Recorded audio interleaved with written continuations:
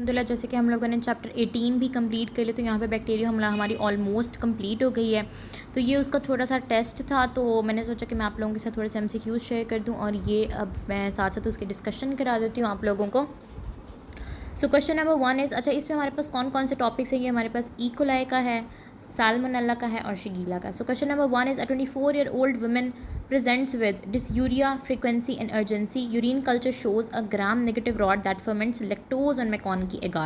Which organism is most likely responsible? बच्चों अब तो हमें पता है ना कि हमने इकोलाई, साल्मोनेला और शिगीला में से अटैम्प्ट किया टेस्ट, लेकिन अगर वैसे ही आता है ना कि 24-year-old woman presents with dysuria, frequency, urgency, यानी कि उसको यूरिनरी ट्रैक इन्फेक्शन हुई हुई है, तब आप लोगों के लिए थोड़ा सा कॉम्प्लिकेटेड हो जाता, क्योंकि ये हमें विमेन है तो स्टैफ सेप्रोफाइटिकस की तरफ भी इशारा कर सकता है।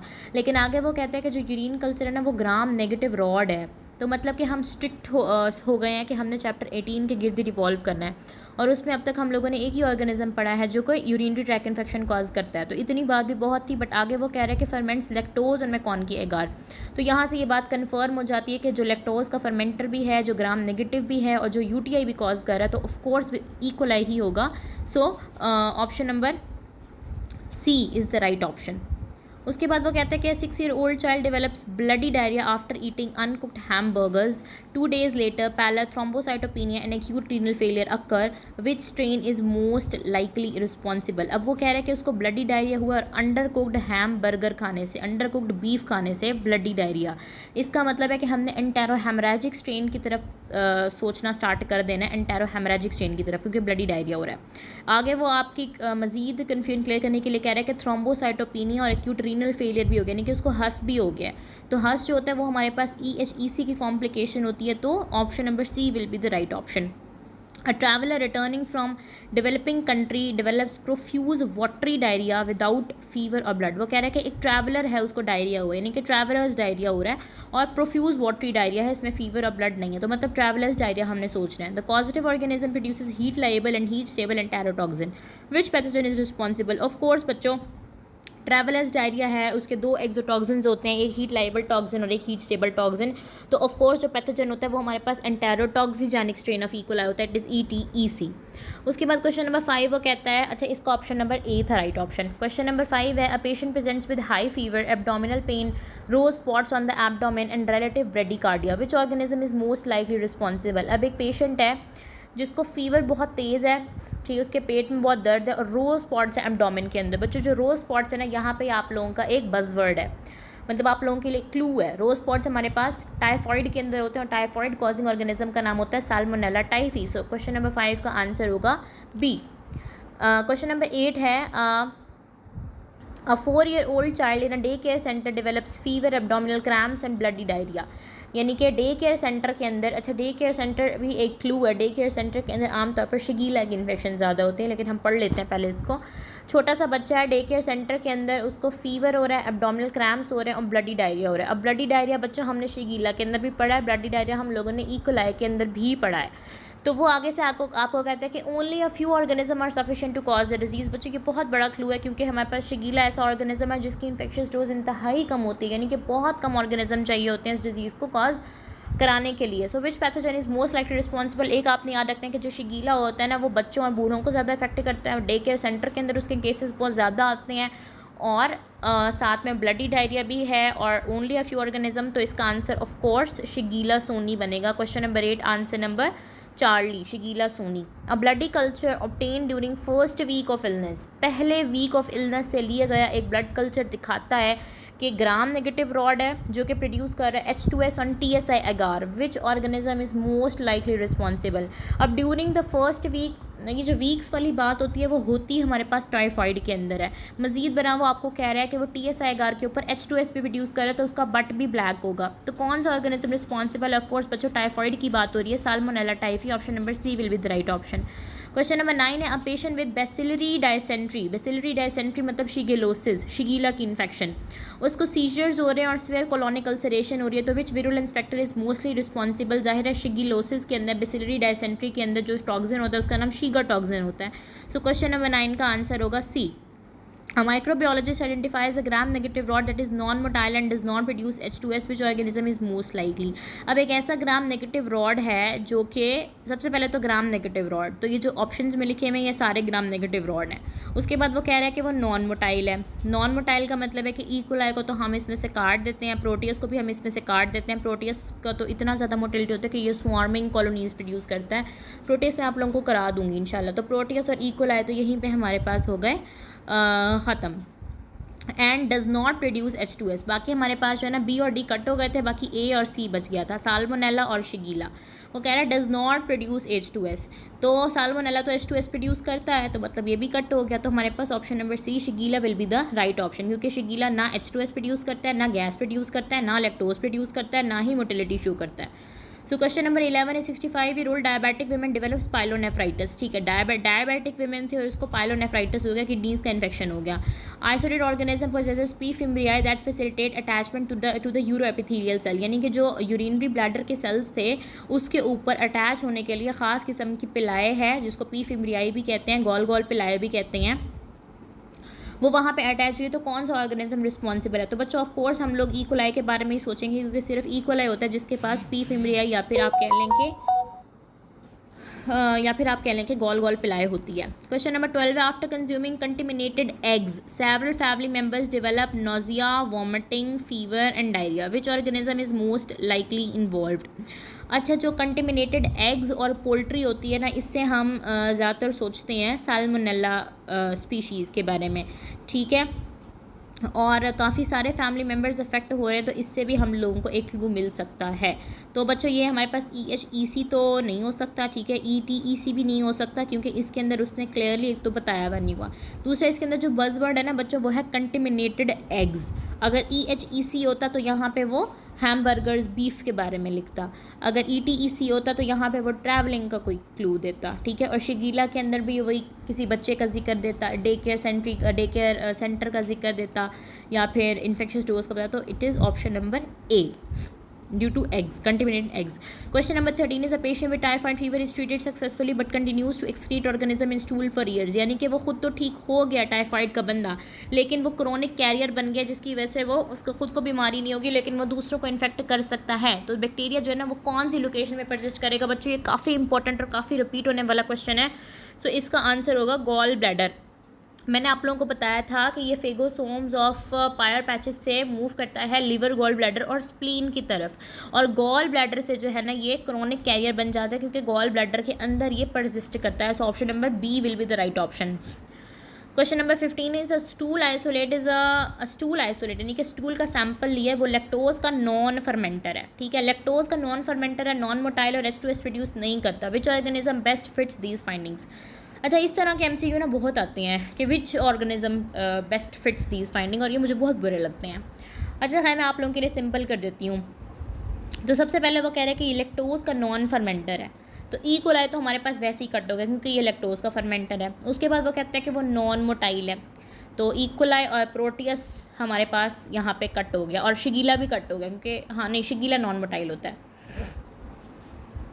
तो ई कोलाई और प्रोटियस हमारे पास यहाँ पे कट हो गया। And does not produce H2S। अब H2S कौन प्रोड्यूस नहीं करता? साल्मोनेला तो प्रोड्यूस करता है। इसका मतलब है हमारे पास शिगीला राइट ऑप्शन होगा, क्योंकि शिगीला हमारे पास लैक्टोज का फर्मेंटर भी नहीं होता, मोटिलिटी भी शो नहीं करता और H2S प्रोड्यूस भी नहीं करता। So Shigella will be the most appropriate answer, most close answer. A child presents with watery diarrhea in a developing country. Microscopy reveals no invasion of intestinal mucosa. The causative organism produces toxin that increase cyclic AMP and cyclic GMP. अच्छा, एक बच्चा है जिसको watery diarrhoea हुआ है। Watery diarrhoea का मतलब है कि EHEC भी नहीं है और शिगीला सोनी भी नहीं, क्योंकि ये दोनों ब्लडी डायरिया कॉज कराते हैं। तो ऑप्शन सी और डी तो यहीं पे कट होगा। अब ए और बी में से चूज़ करना है। माइक्रोस्कोपी रिवील्स नो इन्वेजन तो हुई भी नहीं है, इसका मतलब है जो एंटारो इन्वेजिव स्ट्रेन है वो भी नहीं है, तो ऑप्शन बी भी कट हो गया। लेकिन मैं मजीद बता देती हूँ कि जो पॉजिटिव ऑर्गेनिज्म है वो ऐसे टॉक्सिन प्रोड्यूस करते हैं जो साइक्लिक AMP और साइक्लिक GMP को बढ़ाते हैं, यानी कि हीट लाएबल टॉक्सिन और हीट स्टेबल टॉक्सिन। अब ये दोनों टॉक्सिन किसका पार्ट होते हैं बच्चों? ये ETEC का पार्ट होते हैं। ई कोलाई के एंटेरोटॉक्सिजेनिक स्ट्रेन है ये। तो क्वेश्चन नंबर 14 का ऑप्शन होगा A. Which pathotype of E coli is most common cause of travellers diarrhoea? Of course ETEC। Question number 16 answer number C. The heat labile toxin of ETC acts via. Heat labile toxin हमारे पास क्या करा रहा होता है, heat stable toxin क्या करा होता है, हीट लाइबल टॉक्सिन बच्चों हमारे पास साइक्लिक AMP को बढ़ा रहा होता है इंट्रासेलुलरली। So option number beta will be the right option. Which E. coli strain is associated with hemolytic uremic syndrome of course and enterohemorrhagic strain of E. coli O157H7? So question 18, option number C. The principal reservoir of EHEC 0157H7 is, इसका जो reservoir होता है ना बच्चों वो cattle होता है, क्योंकि ये अंडर कुक्ड बीफ खाने से हो रहा होता है, तो इसमें ह्यूमंस ना लगा देना, इसमें कैटल लगाना। क्वेश्चन नंबर 19 का ऑप्शन होगा C. The VI antigen is characteristic of. अब जो VI एंटीजन होता है ये किसके अंदर होता है बच्चों, ये हम लोगों ने साल्मोनेला के अंदर पढ़ा था। ई कोलाई के अंदर कौन कौन से थे, O, H और K थे। So option question number 21 option number C. Which laboratory finding is typical of salmonella species. अब साल्मोनेला की स्पीशीज़ के अंदर आपको क्या मिलेगा, क्या आपको लैक्टोज फर्मेंटेशन मिलेगी, नहीं, लैक्टोज तो ये फर्मेंटिंग करते हैं। H2S प्रोडक्शन मिलेगी, बिल्कुल बच्चों ये H2S प्रोड्यूस करते हैं। Option number B will be the right option. बाकी ऑक्सीडेज भी नेगेटिव होते हैं और ये मोटाइल स्पीशी है, तो H2S प्रोडक्शन भी जो है ना वो राइट ऑप्शन मिलेगा। Most reliable specimen for diagnosis of typhoid fever during first week is. First week में टाइफाइड फीवर के डायग्नोसिस के लिए जो मोस्ट रिलायबल स्पेसिमेन होता है बच्चों वो ब्लड होता है, ठीक है। इसके अलावा जो आपका स्टूल सैंपल होता है वो सेकंड से थर्ड वीक या क्रोनिक कैरियर्स के लिए होता है। जो बोन मैरो का होता है वो आप कभी भी करा सकते हैं। वो statement regarding Shigella is correct. It is highly motile, no. It produces abundant H2S, no. A very small inoculum can cause disease, yes. बहुत छोटी सी अमाउंट चाहिए होती है डिजीज़ कॉज करने के लिए। It commonly infect the animal, नहीं बच्चों ऐसा कुछ भी नहीं होता। Shiga toxin exerts its effect primarily by. Shiga toxin क्या कर रहा होता है बच्चों, बेसिकली शीगर टॉक्सिन जो होता है ना वो हमारे पास प्रोटीन सिंथेसिस को इनहिबिट कर रहा होता है, इनहिबिट कर रहा होता है 60S राइबोसोमल सब यूनिट को। C option is the correct option. But आप इतना याद रख लो कि ये प्रोटीन सिंथेसिस को इनहिबिट कर रहा होता है, तो ये काफ़ी है। 22-year-old medical student returns from an endemic area which sustained high fever, headache, malaise, abdominal discomfort and constipation, ठीक है। Rose spots are seen on the abdomen which virulence factor helps the positive organism evade the phagocytosis. Basically ये बात किसकी हो रही है बच्चों, ये रो स्पॉट से आप लोगों ने कॉन्स्टिपेशन से और एब्डोमिनल डिस्कम्फर्ट और हाई फीवर से पिक करने के लिए टाइफॉइड की बात हो रही है। तो वो कह रहे हैं कि टाइफॉइड के अंदर मेजर जो विरुलेंस फैक्टर होता है वो क्या होता है, क्या इसके अंदर के एंटीजन होता है, नहीं इसमें के एंटीजन होता ही नहीं है। क्या इसमें शीगर टॉक्सिन होता है, शीगर टॉक्सिन भी नहीं होता। हीट लाइबल टॉक्सिन होता है, हीट लाइबल टॉक्सिन भी नहीं होता। सो VI antigen will be the right option. VI antigen जो होता है वो होता ही सिर्फ साल्मोनेला के अंदर है। So option number B will be the right option. During the first week of typhoid fever best specimen is blood, ये मैं बता चुकी हूँ। Patient with typhoid fever undergo stool culture during the third week of illness. Organism isolated is motile and produces H2S on TSI agar. Which organism is most likely? Of course ये typhoid fever की बात हो रही है और typhoid नाम ने उसमें बता दिया कि पेशेंट विद टाइफाइड फीवर, तो ऑफकोर्स साल्मोनेला टाइफी की बात हो रही है। Question number 28 option number C will be the right option. A woman continues studying salmonella organism in her stool several months after recovery from typhoid fever. The bacteria most likely persist in the gallbladder, ये मैं बता चुकी हूँ। Patient presents with high fever and delirium. Blood culture grows a gram-negative rod that invades intestinal mucosa, survives in macrophages and disseminates through the reticular endothelial system. Which organism is responsible? High fever है और delirium भी है, तो ये typhoid fever की बात हो रही है बच्चों, क्योंकि वो बता रहा है कि जो ग्राम नेगेटिव रॉड है वो इन्वेजन भी शो करता है, वो मैक्रोफेजेस के अंदर सर्वाइव करता है। बच्चों मैक्रोफेजेस के अंदर सर्वाइवल, हाई फीवर, ग्राम नेगेटिव रॉड, ये सब इशारा है साल्मोनेला की तरफ। आप लोगों ने सर्वाइव्स इन मैक्रोफेजेस से कंफ्यूज नहीं होना, ये आप लोगों का क्लू वर्ड है। ये साल्मोनेला टाइफी की बात हो रही है। So question number 30 answer number C. A child develops severe abdominal cramps and bloody diarrhea with only a mild fever. Stool microscopy reveals many leukocytes. Causative organism is non-motile and produces a toxin that inhibits protein synthesis.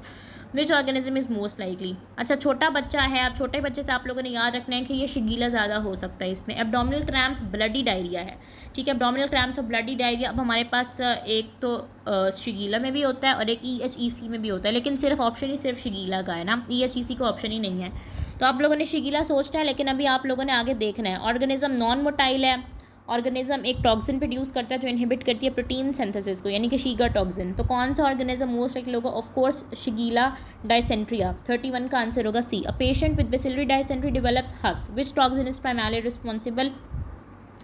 तो वो हमारे पास जो shigellosis का patient है या bacillary, अच्छा shigellosis का patient भी आगे जो है ना वो हस से डेवलप्स कर सकता है। तो कौन सा टॉक्सिन रिस्पॉन्सिबल होगा बच्चों? Of course Shiga toxin. Shiga toxin की वजह से ही जो है ना वो हस हो रहा होता है कि शीगर टॉक्सिन जब पूरी बॉडी के अंदर स्प्रेड हो जाता है, महा कॉज कराता है, रीनल फेलियर कॉज कराता है, थ्रोम्बोसाइटोपिनिया कॉज कराता है।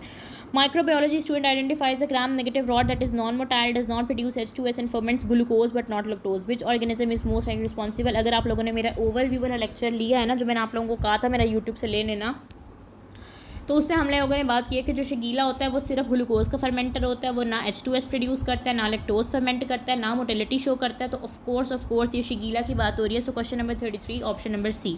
A traveler develops watery diarrhea after drinking contaminated water. The responsible E. coli strains produce both heat-liable and heat-stable toxin. Which strain is involved? Of course, ETEC. Enterotoxigenic strain of E. coli होता है जो कि watery diarrhea cause कराता है और 2 तरह के exotoxin produce करता है।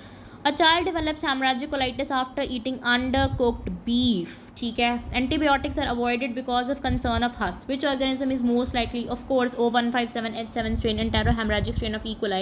वो undercooked beef खाने की वजह से होता है और उसमें हम एंटीबायोटिक्स नहीं दे रहे होते ताकि हस ना हो जाए। A stool culture grows a lactose fermenting indole positive gram negative rod that is most common cause of UTI. Most common cause of UTI. Which organism it is? E. coli. E. coli is most common cause of UTI. E. coli is lactose fermenting and E. coli is indole positive also. A patient with typhoid fever undergoes bone marrow culture. Why is this method particularly useful? वो कह रहा है कि typhoid का एक patient है, उसके अंदर हमने बोन मैरो का कल्चर कराया। अब ये मेथड यूजफुल क्यों है? क्यों organism disappear rapidly from blood? No. Bone marrow culture remains positive even after antibiotic therapy? Yes. बच्चों जो बोन मैरो कल्चर होता है वो इवन आफ्टर एंटीबायोटिक थेरेपी भी, मतलब ये सबसे ज़्यादा सेंसिटिव और स्पेसिफिक टेस्ट है क्योंकि जो एंटीबायोटिक थेरेपी लेने के बाद भी बोन मैरो कल्चर जो है ना वो पॉजिटिव ही रहता है। Stool culture always negative? नहीं। Organism grows only in marrow? No. A child requires dysentery after exposure to an infected classmate. Only a small inoculum was required to establish infection. Which organism is responsible? Of course, Shigella. छोटा बच्चा है और only a small inoculum was required, तो शिगीला की तरफ आपने सोचना है। Patient presents with pyelonephritis caused by bacterium possessing P. fimbriae that facilitate adherence to uroepithelial cell. Which organism is most likely? Of course, E. coli की बात हो रही है बच्चों। E. coli pyelonephritis कराता है P. fimbriae की वजह से जो कि facilitate कर रहे होते हैं adherence. VI antigen is an important virulence factor of Salmonella typhi. Option number C. Which laboratory feature distinguish Salmonella typhi from Shigella dysentery? Gram negative rod? नहीं, दोनों ग्राम नेगेटिव रॉड है। ग्लूकोज फर्मेंटेशन, H2S प्रोडक्शन या फिर enteric transmission distinguish करता है। यानी कौन सा ऐसा फीचर आपने बताना है जो कि साल्मोनेला के अंदर है और शिगीला के अंदर नहीं है। तो बच्चों यहाँ पे हम लोग H2S की प्रोडक्शन लगाएंगे क्योंकि एंटेरिक ट्रांसमिशन दोनों के अंदर हो रही है। ग्लूकोज की फर्मेंटेशन जो है ना वो बेसिकली शिगीला करा रहा होता है। यहाँ पे वैसे बी और सी दोनों ऑप्शन जो है ना वो करेक्ट हो सकते हैं, लेकिन ज़्यादातर आपने जो है ना वो ऑप्शन नंबर सी लगाना है, H2S की प्रोडक्शन, क्योंकि साल्मोनेला टाइफी समवट तो शुगर की फर्मेंटेशन करा रहा होता है ना, आई थिंक स्लो फर्मेंटर होता है। चलो इसका मैं आप लोगों को कंफर्म करके बता दूंगी, लेकिन आप लोग अभी इसका ये करो कि H2S की प्रोडक्शन लगाओ, क्योंकि H2S की प्रोडक्शन बिल्कुल भी शिगीला के अंदर नहीं हो रही होती। So heat labile toxin of ETEC acts by, अब जो एंटेरोटॉक्सिजेनिक स्ट्रेन है E. coli का, उसके अंदर जो हीट लाइबल टॉक्सिन होता है वो क्या करा रहा होता है? Heat stable toxin cyclic GMP को ज़्यादा करा रहा होता है, गोनालेट साइक्लेज को, और जो हीट लाइबल टॉक्सिन होता है वो एक्टिवेट करता है डिनाइलेट साइक्लेज को और इंक्रीज़ करता है साइक्लिक AMP को। हीट स्टेबल टॉक्सिन का भी आगे पूछा हुआ है, वो हमारे पास साइक्लिक GMP का लेवल बढ़ाएगा क्योंकि वो गोनालेट साइक्लेज को एक्टिवेट कर रहा होता है। Which E. coli pathotype is most closely associated with travellers diarrhoea? Watery diarrhoea travellers diarrhoea के साथ जो एसोसिएटेड होता है बच्चों वो हमारे पास एंटेरोटॉक्सिजेनिक स्ट्रेन होता है। शीगा टॉक्सिन प्राइमरली एक्ट्स में, शीगा टॉक्सिन किस तरह से एक्ट कर रहा होता है? ये इनहिबिट कर रहा होता है प्रोटीन सिंथेसिस को, इनहिबिट कर रहा होता है 60S राइबोसोमल सब यूनिट को। Which statement regarding Shigella dysentery is correct? Highly motile है? No. It produces H2S? No. It requires a large infective dose? No. It is non motile and highly infectious? Yes. Option number D is the right option. Principal reservoir of Salmonella typhi is, Salmonella typhi का जो reservoir होता है बच्चों वो humans होता है, ठीक है। और अगर आपसे O157H7 स्ट्रेन का पूछे तो फिर आप लोगों ने कैटल लगा देना है। Most common cause of community acquired UTI infection is of course E. coli, question number 50 option number C. So hopes आप लोगों को यहाँ तक क्लियर हो गया होगा।